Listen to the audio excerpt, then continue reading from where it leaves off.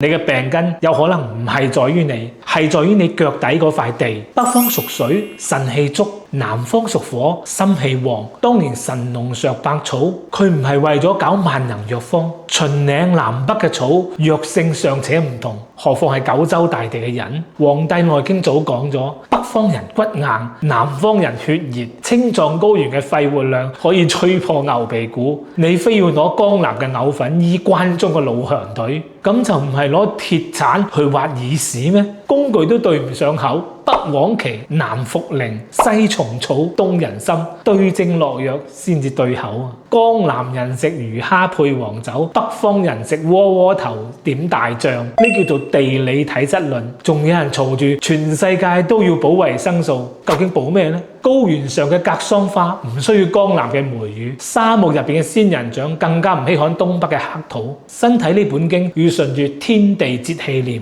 呢啲邊係玄學啊？呢叫地氣刻入 DNA。內經曰：地有高下，氣有溫涼，質有不同。唔好講中醫唔科學，神農本草經365味藥，味味對症，星辰日月，千金方5000條方劑，條條寫住因人因地因時。你食嘅每一粒米都帶住家鄉嘅經緯度，你呼嘅每一口氣都刻住老祖宗嘅生存智慧。下次去鬧水土不服嘅朋友，先去問問你腳下邊嘅土認唔認你呢個叛逆嘅基因。